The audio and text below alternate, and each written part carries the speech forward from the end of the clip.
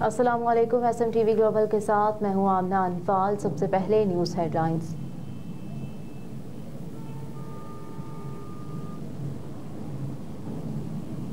भुट्टो की सजाए मौत में सुप्रीम कोर्ट कसूरवार है या martial law administrator? Chief justice का सवाल। चीफ जस्टिस काजी फाइज ईसा की सरबराही में 9 रुकनी लार्जर बेंच ने केस की समाअत की। लार्जर बेंच में justice Sardar Tariq Masood, justice Mansoor Ali Shah, justice Yahya Afridi, justice Aminuddin Khan, justice Jamal Khan Mandokhel, justice Mohammad Ali Mazhar, justice Hasan Azhar Rizvi और जस्टिस मुसर्रत हिलाली शामिल। गुज़िश्ता समाअत पर सुप्रीम कोर्ट ने आर्टिकल 186 के स्कोप पर मुआवनत तलब की थी। इलावा से सुप्रीम कोर्ट ने केस पर मुआवनत के लिए अदालती मुआवनीन भी मुकर्रर किए थे।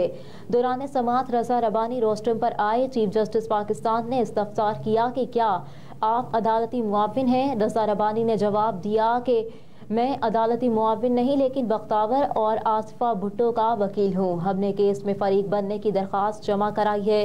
जस्टिस काजी फाइज ईसा ने कहा कि ठीक हो गया, इस दरख्वास्त को देखते हैं। इस मौके पर अदालती मुआविन सलाहुद्दीन अहमद रोस्टम पर आए, जिन्होंने कहा कि मेरी अहलिया नवाब अहमद कसूरी की नवासी हैं। अदालत फरीकेन से पूछ ले कि मेरी मुआवनत पर कोई एतराज़ तो नहीं। वकील ख्वाजा हारिस ने कहा कि मेरे वालिद DGFSF मसूद महमूद के भुट्टो केस में वकील थे। अगर मेरे ऊपर भी किसी को एतराज़ हो तो बता दें। चीफ जस्टिस ने जवाब दिया कि आप पर किसी फरीक को एतराज़ नहीं, आप फेयर हैं, इसका यकीन सबको है। जुल्फ़िकार अली भुट्टो की सज़ा मौत के खिलाफ सदारती रेफरेंस की समाअत फरवरी के तीसरे हफ्ते तक मुलतवी कर दी गई।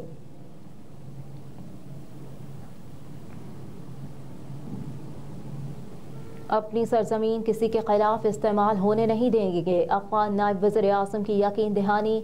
अफगानिस्तान के नायब वज़ीर आज़म और वज़ीर ख़ारजा ने मौलाना फजलुर रहमान और उनके वफ़द का काबुल आमद पर खैर मकदम किया।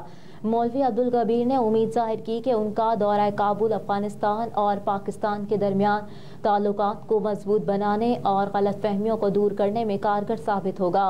उन्होंने अफगान मुहाजिरीन के साथ उसने सलूक और सोवियत मुखालिफ जिहाद के दौरान अफगानों की मदद पर पाकिस्तान का शुक्रिया भी अदा किया। वज़ीर ख़ारजा मौलवी अमीर खान मुत्तकी ने अफगानिस्तान की इक़्तिसादी, सियासी और सिक्योरिटी सूरत हाल के बारे में वफ़द को ब्रीफिंग दी। वफ़ूद ने दोनों ममालिक के दरमियान ताल्लुकात की बहाली और मसाइल के हल पर जोर दिया। मुलाकात में मौलाना अब्दुल वासे, मौलाना सलाहुद्दीन अय्यूबी, शेखुल हदीस, मौलाना मोहम्मद इदरीस, मौलाना इमदादुल्लाह, मौलाना अताउल हक दरवेश, मौलाना जमालुद्दीन, मौलाना अब्दुल रशीद और डॉक्टर अतीकुर रहमान शरीक थे।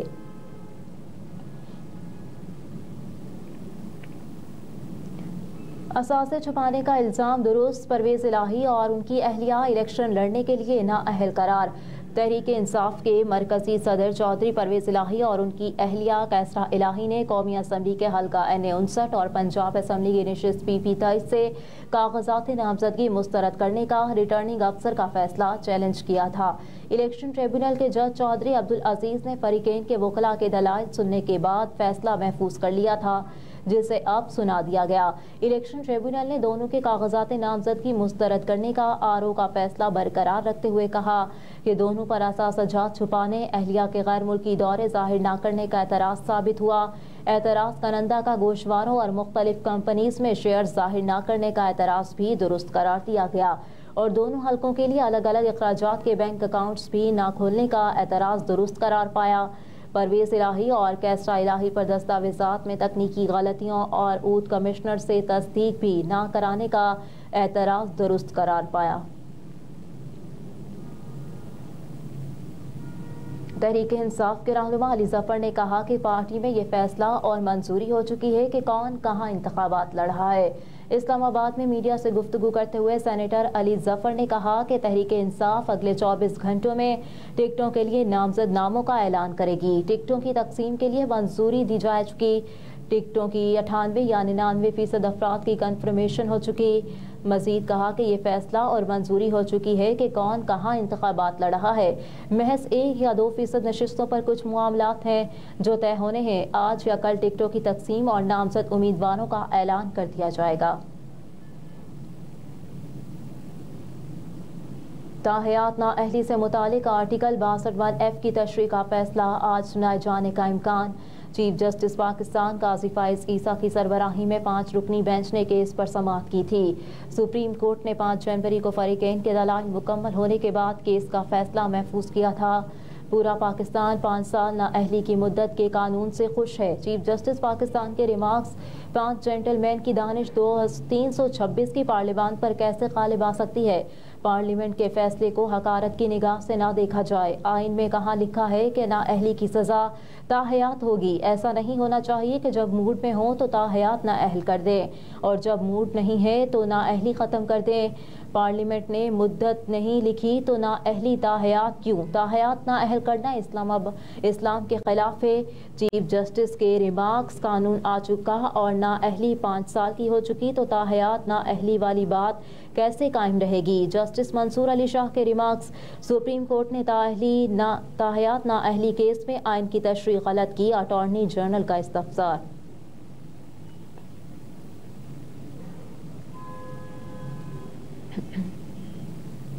बिलों में 200% इजाफे के बावजूद गैस गायब। हुकूमत ने 1 नवंबर 2023 से गैस की कीमतों में तकरीबन 200% तक इजाफा किया था।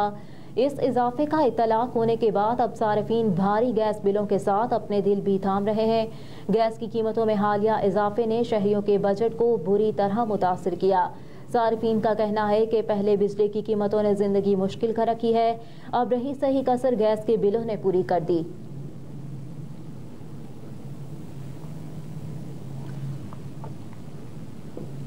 गज़ा में मकासद के हुसूल तक जंग जारी रहेगी। गैर मुल्की मीडिया के मुताबिक इस्राएली वज़ीर आज़म नेतन्याहू की सरबराही में इतवार के रोज़ वार कैबिनेट का इजलास हुआ, जिसमें इस्राएली वज़ीर आज़म ने हमास के खिलाफ फौजी एक्शन को जारी रखने के अज़्म का इजहार किया। वार कैबिनेट से खिताब में नेतन्याहू ने कहा कि अगर हम अपने मकासद पूरे करते हैं तो सिर्फ कामयाबी हासिल करेंगे। हम शुमाली और जनूबी गज़ा के लोगों के लिए सिक्योरिटी को वापस लाएंगे। मीडिया रिपोर्ट्स के मुताबिक इस्राएली वज़ीर आज़म ने लिबनानी तंजीम हिज़्बुल्लाह को भी धमकी देते हुए कहा कि इन लोगों को भी अब सीख लेना चाहिए जो हमास ने गुज़िश्ता माह सीख लिया है।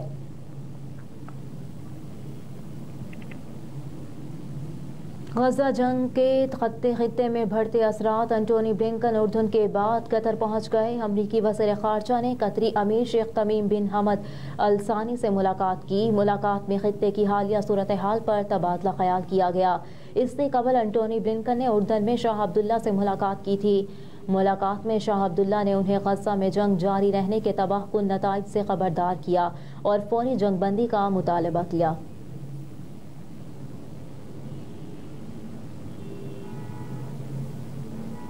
इसराइली फौज का अल-अक्सा शहदा अस्पताल पर हमला, 600 से ज़ायद मरीज और अमला लापता। मीडिया रिपोर्ट्स के मुताबिक फ़लस्तीनी वज़ारत सेहत ने देरुल बलाह में इसराइली हमले में अब तक 8 फ़लस्तीनियों की शहादत की तस्दीक की है, जबकि आलमी इदारा सेहत ने 600 से ज़ायद मरीजों और तिब्बी अमले के लापता होने का खदशा ज़ाहिर किया। समाजी राब्ते की वेबसाइट एक्स पर जारी एक बयान में आलमी इदारा सेहत ने कहा कि गज़ा के इलाके देरुल बलाह में अल-अक्सा शहदा अस्पताल पर इसराइली हमले के बाद मरीजों और तिब्बी अमले के 600 से ज़ायद अफराद ताहाल लापता है, जिनकी लोकेशन के हवाले से कोई मालूमात नहीं। बयान के मुताबिक गज़ा में इसराइल की लगातार बमबारी की वजह से आलमी इदारा सेहत को 26 दिसंबर से अब तक चौथी मरतबा शुमाली गज़ा में अस्पतालों का अपना दौरा मनसूख करना पड़ गया। और दुनिया भर की तरह गुज़िश्ता शब इमाम बारगाह जाफरिया ऑर्गेनाइजेशन पीरस्तेरी यूनान में विलादत बासआदत हज़रत फ़ातिमा ज़हरा सलामुल्लाह अलैहा के सिलसिले में एक पुरवकार जश्न का एहतमाम किया गया। जश्न पाक का तिलावत कुरान पाक से आगाज़ हुआ, जिसकी सआदत जवाद भाई अब्दुस्सलाम हाफिज़ फ़ारूक चट्ठा ने हासिल की। ज़ाकिर अहले बैत सैयद अख्तर मौसवी, सैयद आबिद हुसैन शाह, सैयद ज़मीर हैदरी शराजी ने मनाकिब पेश करते हुए फ़ज़ाइल बयान फरमाए। ज़ाकिरीन ने बीबी पाक के हवाले से बताया कि बेशक हज़रत फ़ातिमा ज़हरा सलामुल्लाह अलैहा तमाम जन्नती औरतों की सरदार हैं। फरमाने मुस्तफ़ा सल्लल्लाहु अलैहि वसल्लम फ़ातिमा ज़हरा सलामुल्लाह अलैहा मेरे जिगर का टुकड़ा है, जिसने उसे तकलीफ़ दी गोया उसने मुझे तकलीफ़ दी, लेकिन ताजदार कायनात ख़ातिमुन नबीन के पर्दा करने के बाद जो मसाइब अहले बैत के साथ पेश आए उसकी मिसाल नहीं मिलती, लेकिन जिस सब्र इस्तिक़लाल का मुज़ाहरा ख़ानदान नबूवत ने किया तारीख़ इंसानियत में उसकी मिसाल भी नहीं। आज के दौर में मुसलमान ख़वातीन को आपकी सीरत पाक का मुताला करने की अशद ज़रूरत है। मजलिस पाक में जाफरी ऑर्गेनाइजेशन पीरास्तेरी के सदर मियां अफजाल और अरकान समेत शिया और सुन्नी हजरात ने बड़ी तादाद में शिरकत की। पाकिस्तान जर्नलिस्ट क्लब रजिस्टर्ड यूनान की तरफ से चौधरी गजनफर अली, नदीम भट्ट और शेर अफजल अलवी नामवर गुलकार उस्ताद बाकिर चुगताई ने खुसूसी शिरकत की। मजलिस पाक में हाज़रीन के लिए कैदियों की रिहाई, बेऔलाद हजरात मरहूमीन के दर्जात की बुलंदी और फ़लस्तीन के मजलूम मुसलमानों के लिए खुसूसी तौर पर दुआ की गई। जश्न पाक के आखिर में हाज़रीन के लिए लंगर हुसैन का उम्दा और वसी एहतमाम किया गया था। हेडलाइंस आप जान चुके हैं। न्यूज़ स्टूडियो से फिल वक्त इतना ही। आप देखते रहिए SM TV ग्लोबल।